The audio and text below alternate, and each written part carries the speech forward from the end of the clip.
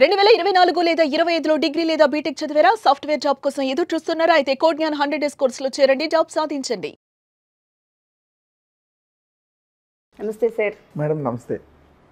Women's గురించి ఎక్కువగా మనం మాట్లాడినప్పుడు వాళ్ళు ఏ విధంగా బిజినెస్ చేస్తే మంచిది అండ్ దాంతోపాటు చాలామందికి బిజినెస్ చేయాలని ఉంటుంది, బిజినెస్ ఐడియాస్ ఇస్తూనే ఉంటాం, కానీ కొంచెం దాని నుంచి పక్కకు వస్తే చాలామంది చేయాలి అనుకునే దాంట్లోనే ఆగిపోతూ ఉంటారు. ఒకటి ఫ్యామిలీ సపోర్ట్ చేస్తారో చేయరో అని భయం ఒకటి, అండ్ దాంతోపాటు ఇన్వెస్ట్మెంట్ ఎక్కడి నుంచి తెచ్చుకోవాలో తెలియదు, అండ్ వాళ్ళకున్న ధైర్యం సరిపోదు, మార్కెటింగ్లోకి ఎలా తీసుకెళ్లాలో తెలియదు. అండ్ ఎక్కువ మంది ఆలోచించేది ఏంటి అంటే ఊర్లలో ఉండే లేడీస్కి చాలా ఇబ్బంది ఉంటుంది.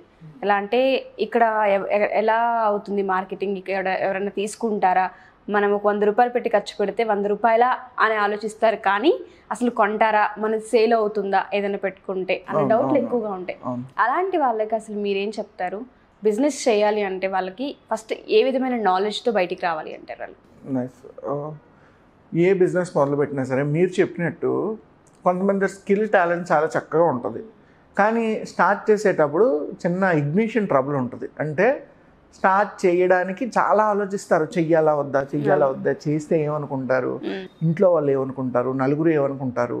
ఇది చేయడం కన్నా ఒకవేళ ఫెయిల్ అయితే సొసైటీ మనల్ని ఎలా ట్రీట్ చేస్తుందన్న భయానికి సగం మంది రిస్క్ చేయరు లైఫ్లో. బిజినెస్ చేసేటప్పుడైనా ఏమైనా వాళ్ళ కెరీర్ని హంట్ చేసేటప్పుడు మెయిన్ ఆబ్జెక్ట్ ఇక్కడే వస్తుంది. ఒకవేళ మనం ఫెయిల్ అయితే మన పరిస్థితి ఏమిటి, అందరూ మనల్ని ఎలాగ పాయింట్అవుట్ చేస్తారని. బట్ ఫస్ట్ థింగ్ ఏంటి అంటే పాయింట్అవుట్ చేయడానికి మీకు సొసైటీలో చాలామంది ఉంటారు, బట్ హెల్ప్ చేసే వాళ్ళు చాలా తక్కువ మంది ఉంటారు. సో ఫస్ట్ ఆఫ్ ఆల్ ఏంటంటే ఎవరి సపోర్ట్ ఉన్నా లేకపోయినా నేను వెళ్ళాలనుకుంటున్న దారి మీద నాకు ముందు క్లియర్ కట్గా ఒక ఐడియా ఉండాలి.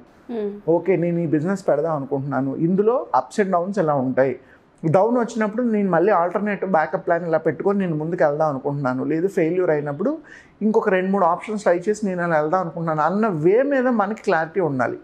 మనం వెళ్ళబోయే దారి మీద ముందు మనకు క్లారిటీ ఉండాలి.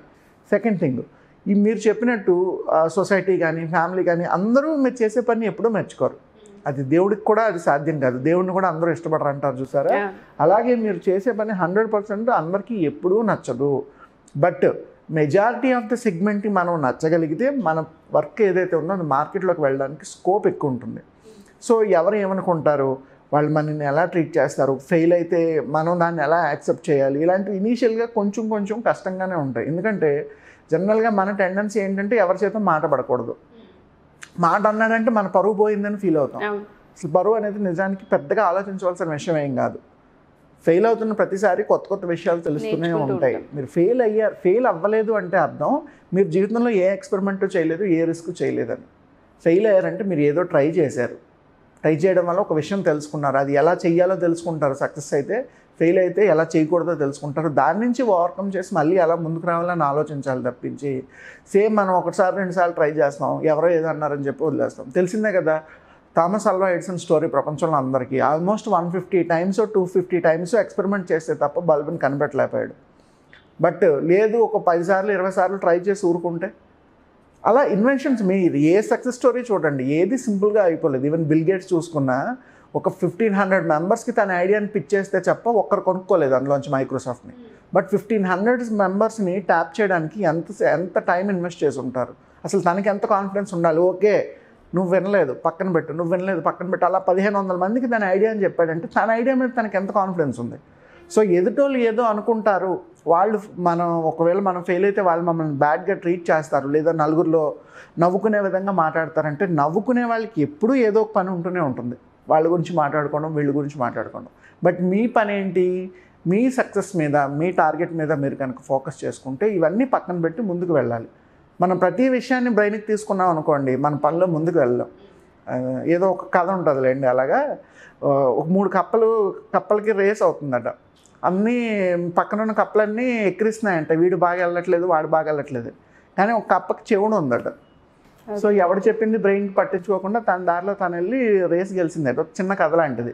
అలాగే మనం కూడా ఈ సొసైటీలో మన వర్క్ కానీ సక్సెస్ కానీ ఫోకస్ చేసుకున్నప్పుడు, దాని మీద టార్గెట్ ఓరియంటెడ్ ఉన్నప్పుడు ఇలాంటి విషయాలన్నీ పక్కన పెట్టి మన టార్గెట్ ఏదంతో దాని మీద మాత్రమే ఫోకస్ చేయడం మంచిది. లేదనుకోండి అన్నెసరీ యాక్టివిటీస్ అన్నీ మన బ్రెయిన్ని డీయాక్టివేట్ చేసి డీమోటివేట్ చేసి మన సక్సెస్ వైపు వెళ్లకుండా అడ్డుకుంటాయి. ఈరోజు ఏం లేదు, మీరు ఏదో పని మొదలు పెట్టారు, వద్దండి పని చేయొద్దు అని చెప్పడం చాలా ఈజీ. ఇలాగ ఒక 10 మంది చెప్పొచ్చు మీకు, బట్ 10 మంది చెప్పినా సరే లేదు నాకు ఈ వర్క్ మీద కాన్ఫిడెన్స్ ఉంది, ఇది ఇలా చేయగలిగితే మార్కెట్లో సక్సెస్ అవుతుంది, లేదా నాకు ఇంకేదో ప్యాషన్ ఉంది, నేను ఆ విధంగా ముందుకు వెళ్తే దాంట్లో సక్సెస్ అవుతానని నమ్మకం ఉందని ముందు మిమ్మల్ని మీరు నమ్ముకోగలిగితే వీళ్ళందరూ పక్కన పెట్టండి. దాన్ని మీరు ఒక్కొక్క అడుగు ముందుకు వేస్తున్న కొద్దీ మీకు హెల్ప్ చేసే వాళ్ళు కూడా ముందుకు వస్తూ ఉంటారు. అట్ ద సేమ్ టైం ఇందాక మీరు చెప్పినట్టు సొసైటీ అనేది ఒక మేజర్ ఛాలెంజ్, ఫ్యామిలీ అనేది ఒక మేజర్ ఛాలెంజ్. మనకి ఎంత స్కిల్ టాలెంట్ ఉన్నా సరే కొంత ఇన్ఫీరియారిటీ ఉంటుంది వర్క్ స్టార్ట్ చేసేది. సో అటువంటి నెగిటివిటీని మనం 100% తగ్గించుకోవాలి. ఫెయిల్యూర్ వచ్చినప్పుడు కూడా వెంటనే డిస్కరేజ్ అవ్వకూడదు. ఫెయిల్యూర్ లేకుండా ఎవరు జరగరు. ఈరోజు మీరు సక్సెస్ఫుల్ పీపుల్ ఎలాన్ మస్క్ చూసుకోండి, బిల్ గేట్స్ చూసుకోండి, జెఫ్ బెజోస్ చూసుకోండి, లేదంటే Alibaba.com ఫౌండర్ మన జాక్మాన్ తీసుకోండి, రతన్ టాటాని తీసుకోండి, ఎవరికి ఫెయిల్యూర్ లేకుండా రాదు. ఈవెన్ రతన్ టాటాకి కూడా టాటా నానో అనే ప్రాజెక్ట్ ఫెయిల్ అయింది, but they are super success with Land Rover and Jaguar acquisition. Failure లేకుండా ఎవరికి జరగదు. ఫెయిల్యూర్ ఉంటుంది, ఆ ఫెయిల్యూర్ని మీరు డైజెస్ట్ చేసుకోండి. ఆ ఫెయిల్యూర్ నుంచి ఎలా బయటికి రావాలో ఆలోచించండి తప్పించి అయ్యో నేను ఫెయిల్ అయ్యాను అవడం వల్ల ఏం ఉపయోగం లేదు. ఇంకొంచెం డిప్రెషన్ తప్పించి ఓకే మిస్టేక్ ఈజ్ హ్యాపెన్, అయిందేదో అయిపోయింది, ఎక్కడ మిస్టేక్ జరిగింది దాన్ని మనం ఎలా రెక్టిఫై చేసుకోగలం అని ఆలోచిస్తే ఖచ్చితంగా ముందుకు వెళ్ళొచ్చు. దీనికి రీసెంట్ ఒక సక్సెస్ స్టోరీ చెప్తాను చూడండి. మనకి ఈస్ట్ వెస్ట్ భీమవరం నియర్ బైలో దేవిక గారు, మౌనికా దేవి గారు అని ఒక పర్సన్ ఉన్నారు. వాళ్ళు ఏంటంటే విలేజ్లో ఈ మగ్గం works, embroidering works, stitching works start చేశారు. జనరల్గా విలేజ్లో 99% ఎవరు ఈ రోజుల్లో ఉండడానికి ఇష్టపడట్లేదు. పిల్లలు చదువుతున్నారు, వాళ్ళు ఉద్యోగాలు వెళ్తే వీళ్ళు కూడా వెళ్ళిపోతున్నారు. లేదు సరైన పనులు లేక అపార్ట్మెంట్ల దగ్గర వాచ్మెన్లు కానీ లేదంటే సిటీలో పనులు చేసుకోవడానికి కానీ వచ్చేస్తున్నారు తప్ప విలేజెస్లో ఎవరు ఉండట్లేదు. బట్ తను ఏం చేశారంటే విలేజ్లోనే ఒక చిన్న మగ్గం వర్క్ లాంటిది స్టార్ట్ చేసి అవి రెగ్యులర్గా యూట్యూబ్లో పెడుతూ ఉంటే దానికి ఆర్డర్స్ మెల్లమెల్లగా పెరగడం మొదలుపెట్టాయి. చూడు విలేజ్లో మనం అసలు ఏ పని ఉండదు అనుకుంటాం, కానీ ఆలోచిస్తే చాలా వర్క్స్ ఉంటాయి. విలేజ్లోనే ఎంఎస్ఎంఈ ఇండస్ట్రీలు కానీ స్మాల్ స్కేల్ ఇండస్ట్రీస్ కానీ పెట్టుకోవడానికి స్కోప్ ఎక్కువ ఉంటుంది. అందరూ కష్టపడే వాళ్ళు ఉంటారు. ఇంకా సిటీలో అయితే కొంత ఆలోచిస్తారేమో కానీ విలేజెస్లో అందరూ కష్టపడి పని చేస్తారు. బట్ తను ఏం చేశారు మౌనిక గారు, మగ్గం వర్క్స్ ఏవైతే ఉంటాయి వాటిని ఎలా స్టిచ్ చేయాలి, ఎలా ఎంబ్రాయిడింగ్ చేయాలి, ఆ వర్క్ ఎలా ఉంటుంది, దానికి స్టాఫ్ ఎలా ఉంటారు, టీం ఎలా ఉంటుంది, వాళ్ళు ఏ వర్క్స్ చేయగలరు, అలాంటి చిన్న చిన్నవన్నీ కూడా యూట్యూబ్ వీడియోస్ మెల్లమెల్లగా అప్లోడ్ చేస్తూ వాటిని సోషల్ మీడియాలో రిలీజ్ చేసినప్పుడు మెల్లగా క్లయింట్స్ పెరిగారు. ఇప్పుడు ఈరోజు నేను ఒక వీడియో చేశాను అనుకోండి, ఓవర్ నైటే వైరల్ అయిపోను. ఎప్పుడు కూడా ఓవర్ నైట్ సక్సెస్ అనేది అసలు ఎక్కడ రాదు. కన్సిస్టెంట్గా మీరు వర్క్ చేస్తే తప్పించి సక్సెస్ రాదు. ఓవర్ నైట్ అనేది ఎంత తొందరగా వచ్చిందో అంత తొందరగానే పోతుంది కూడా. సో అందుకే చాలామంది చూడండి చాలా షార్ట్ టైంలో క్లిక్ అవుతారు, షార్ట్ టైంలోనే మళ్ళీ డీవియేట్ అయిపోతారు. ఎవరైతే మెల్లమెల్లగా ఫౌండేషన్ వేసుకొస్తారో వాళ్ళకి లాంగ్ రన్ యాక్టివిటీ ఉంటుంది. సో ఇది మౌనిక గారు కూడా ఏం చేశారంటే ఆ వర్క్స్ అన్ని మెల్లమెల్లగా ఆన్లైన్లో పెట్టి అప్లోడ్ చేస్తున్న బట్టి ఒక ఫస్ట్ మంత్ ఎక్కువ ఆర్డర్స్ రాలేదు, ఒక 10 వచ్చాయి. నెక్స్ట్ మంత్ నుంచి ఒక 15 పెరిగాయి, 20 పెరిగాయి. కన్సిస్టెంట్గా ఒక 5%, 10% గ్రోత్లోనే మెల్లమెల్లగా పెరిగారు. నాకు తెలిసి ఈరోజు మంత్కి మోర్ దాన్ 2.5 lakhs నుంచి 3 lakhs రూపీస్ దాకా ఒక విలేజ్లో ఎర్న్ చేస్తున్నారు. మీరు కూడా రీసెంట్గా మాట్లాడినట్టున్నారు కదా, అదొక బెస్ట్ కేస్ స్టడీ. విలేజ్లో 3 లక్షల రూపాయలు అనేది అంత సామాన్యమైన విషయం ఏం కాదు. సిటీలో కూడా 1 లక్ష రూపాయలు జీతం రావట్లేదు ఎవరికైనా. బట్ విలేజ్లో ఒక ఉమెన్ కేవలం యూట్యూబ్, ఇన్స్టాగ్రామ్ ప్రొఫైల్స్ ఉపయోగించి తన స్కిల్స్ ఏవైతే ఉన్నాయో వాటిని ఎలివేట్ చేస్తూ ఒక సస్టైనబుల్ బిజినెస్ మోడల్ని డెవలప్ చేసుకోగలిగారు. దీనికి కారణం ఏంటంటే బిజినెస్కి మనం పల్లెటూరులోనే చేయాలి, పట్టణాల్లో చేయాలనే లాజిక్ లేదు. ఇవాళ ప్రపంచంలో అమెరికా నుంచి వస్తున్న వస్తువును కూడా మనం ఇండియాలో కూర్చొని ల్యాప్టాప్ ముందు కొనుక్కుంటున్నాం. అంటే world is very small. Within 2 to 3 daysలో ప్రపంచంలో ఏ ప్రోడక్ట్ అయినా ఒక ప్లేస్ నుంచి ఇంకో ప్లేస్కి మనం ట్రాన్స్పోర్ట్ చేయొచ్చు, లేదా ఒక 10 daysలో ఎక్స్పోర్ట్ చేయొచ్చు ఐటెంని. సో మన ఉన్న లొకేషన్లోనే బిజినెస్ అవుతుందని మనం కూర్చుంటే ఈ రోజుల్లో జరిగే పని కాదు. World is open for everyone. ప్రతి క్రియేటర్కి, స్కిల్ ఉన్న వాళ్ళకి, టాలెంట్ ఉన్న వాళ్ళకి వరల్డ్ అనేది ఓపెన్ ప్లాట్ఫామ్ ఈరోజు. సో మనం ఒక బిజినెస్ చేసేటప్పుడు కూడా మనం కూడా లిమిటేషన్స్ పెట్టుకోకూడదు. లేదు నేను ఈ విలేజ్లో అయితేనే చేస్తాను, నేను హైదరాబాద్లో ఉంటేనే చేస్తాను, లేదా ముంబై ఉంటేనే చేస్తానని ఎప్పుడు అనుకోకూడదు. నేను బిజినెస్ స్టార్ట్ చేశానంటే ఓకే అమెరికాలో ఉన్నవాడు నా ప్రోడక్ట్ని ఎలాగ ఉంటాడు, ఆస్ట్రేలియా వరకు నా ప్రోడక్ట్ ఎలా ఎక్స్పోర్ట్ అవుతుంది, రష్యా వరకు వెళ్తుందా, చైనా వరకు వెళ్తుందా, ఆలోచించగలిగితేనే మన స్కోప్ కూడా ఎక్కువ అవుతుంది. ఇప్పుడు చూడండి ఇండియాలో నెంబర్ ఆఫ్ మొబైల్స్ ఉన్నాయి, ఇందులో ఇండియన్ కంపెనీస్ ఎన్ని ఉన్నాయి. ఇంతకుముందు ఉండేవి, ఈరోజు ఒక్క ఇండియన్ కంపెనీ కూడా లేదు, అన్నీ ఫారెన్ కంపెనీసే. అలాగని మనం సెల్ ఫోన్ కొనుక్కోవడం మానేలేం కదా, ఖచ్చితంగా ఇంపోర్ట్ చేసుకుంటాం ప్రోడక్ట్ని, నీడ్ కాబట్టి. అలాగా ఇప్పుడు చైనా ఎందుకంటే ప్రొడక్షన్ హబ్ వాళ్ళకి ఎక్కువ. మీకు ఎలక్ట్రానిక్ ఏ మ్యానుఫ్యాక్చరింగ్ కావాలన్నా చైనా వరకు వెళ్ళిపోతారు. కొన్ని ఫుడ్ ఐటమ్స్ కానీ, న్యూట్రిషన్ ఐటమ్స్ కానీ, గ్రాసరీస్ కానీ అవన్నీ ఇండియా నుంచి వెళ్తుంటాయి.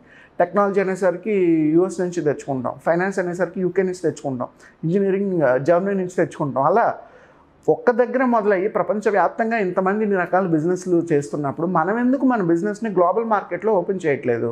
లిమిటెడ్గా ఎందుకు ఉంటున్నాం? లేదు మా ఊర్లోనే నేను వ్యాపారం చేస్తాను, మా ఊర్లో ఉన్న వాళ్ళు మాత్రమే కొంటే సరిపోతుంది, అంత లిమిటెడ్గా కూడా మనం ఉండకూడదు. బిజినెస్లో ఎంత ఓపెన్గా ఉంటే సేల్స్ అంత బాగా పెరుగుతుంది. ఇప్పుడు చూడండి, తనకి యూట్యూబ్లోంచి, ఇన్స్టాగ్రామ్లోంచి ఆర్డర్స్ చాలా ఎక్కువ వస్తుంది. హైదరాబాద్ నుంచి, బెంగళూరు నుంచి, అక్రాస్ ఇండియా బిజినెస్ చేస్తున్నారు. ఎందుకంటే అందరికీ రిక్వైర్మెంటే. మనం ఆన్లైన్లో ఒక ఐటెం పెట్టుకున్నా 7 డేస్కి 10 డేస్కి డెలివరీ వస్తుంది. అదే డిజైన్ వర్క్ తనకిచ్చినా కూడా ఒక 7 to 10 డేస్లో తనకు డెలివరీ ఇస్తున్నారు. తేడా ఏముంది? సో తనకేంటంటే స్కోప్ పెరిగింది.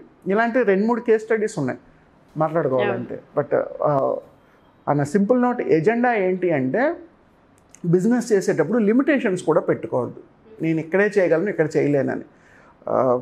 మార్నింగ్ టు ఈవినింగ్ మన డే టు డే యాక్టివిటీస్ చూసుకుంటే మనం యూజ్ చేసే నెంబర్ ఆఫ్ ఇంజనీరింగ్ ప్రొడక్ట్స్ కానీ, కెమికల్ ప్రొడక్ట్స్ కానీ, ఎలక్ట్రానిక్ డివైసెస్ కానీ, గ్యాడ్జెట్స్ కానీ, టెక్నికల్ ఐటమ్స్ కానీ వరల్డ్లో ఎక్కడెక్కడో మ్యానుఫ్యాక్చర్ అయ్యి ఇండియా వరకు వస్తున్నాయి. వాడు లేదు నా ఊర్లోనే నేను అమ్ముతానంటే ఆ ప్రోడక్ట్ ఇక్కడ వరకు రాదు. అలాగే మనం చేసే బిజినెస్ని కూడా మా ఏరియాలోనే నేను సర్వీస్ ఇస్తాను, మా ఏరియాలోనే నేను ప్రొడక్ట్ సెల్ చేస్తాను అనుకుంటే లిమిటెడ్గా ఉంటుంది బిజినెస్. ఎప్పుడైతే గ్లోబల్ మార్కెట్కి మీరు ఎక్స్పాండ్ చేసుకోగలుగుతారో మీ ఆప్షన్స్ పెరుగుతాయి, స్కోప్ కూడా చాలా ఎక్కువ ఉంటుంది.